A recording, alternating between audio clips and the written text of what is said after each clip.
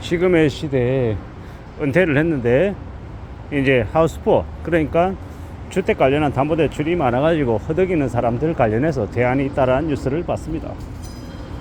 주택연금을 받아서 그 받은 주택연금 금액으로 대출을 이제 우선 상환하는 형태로 하면 가능하다라는 겁니다.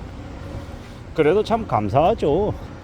이렇게 퇴직하고 난 이후에 특별한 수입이 없어서 대출을 갚는 게 되게 힘든데, 주택담보대출 때문에 힘들어하는데 가지고 있는 부동산, 이 집을 이용해서 주택연금을 받아서 대출금을 갚는다라고 하니 그래도 그나마 이게 참 다행이 아닌가 라는 생각을 해봅니다. 물론 기본 전제는 무리하게 연끌해서 집을 안 사는 게 제일 현명한 모습인 것이고, 그 다음에는 이제 이처럼 뭔가 대안을 찾아서 대처하는 게 필요한 것 같습니다.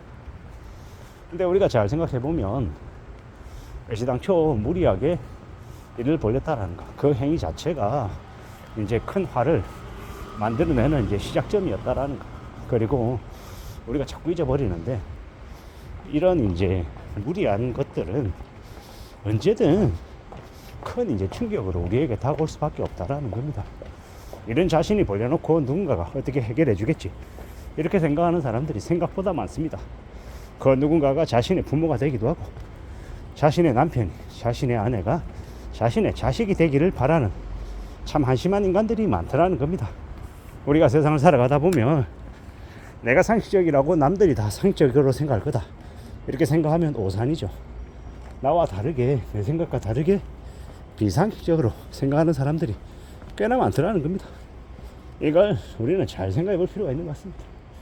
살아가는 현실에 대해서, 우리의 삶에 대해서 좀 냉정하게 좀 잘 따져봐야 된다라고 말하고 싶은 거죠.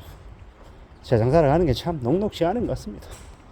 이게 뭔가 싶고 어떻게 살아가야 되나 싶고 막막하기도 하고 고민스러운 것들이 많이 생겨나죠. 어떤 이들은 주어진 분수에 맞춰서 그냥 적절한 집을 가지고 그 집에서 생활하며 영업도 쌓고 착실하게 살아갑니다.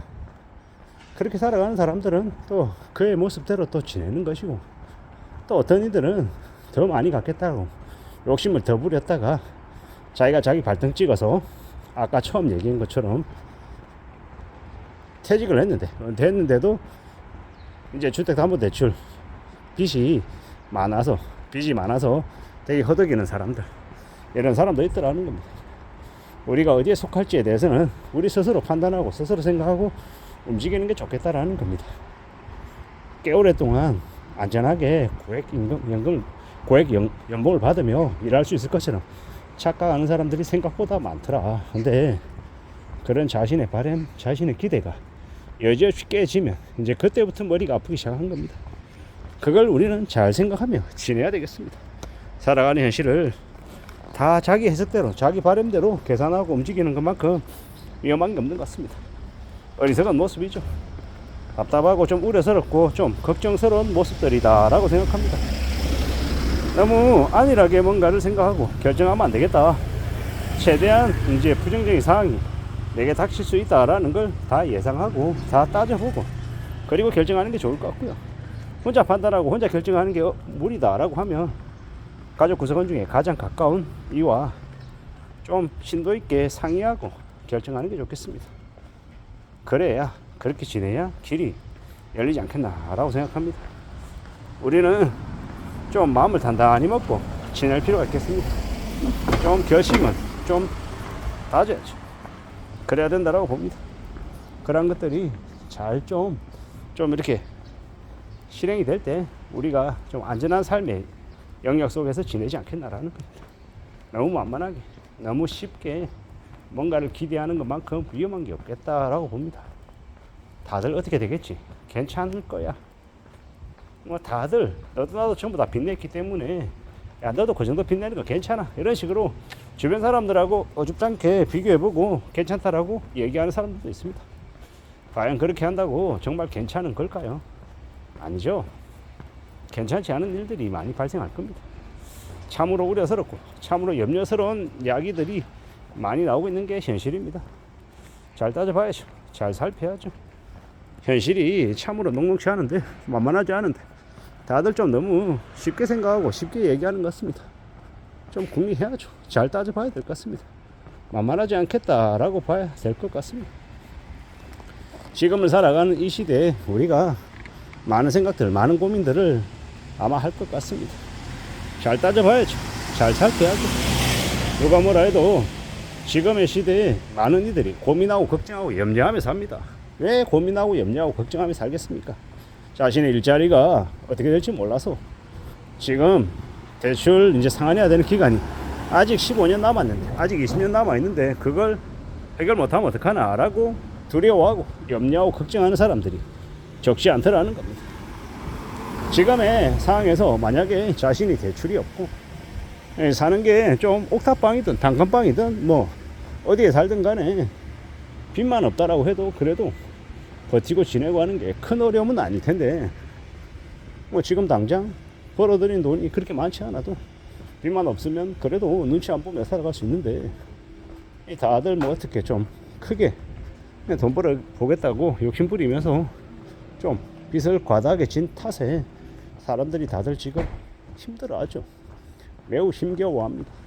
그런 상황에 지금 우리가 놓여 있다라는 걸 잘 좀 생각해 볼 필요가 있는 것 같습니다.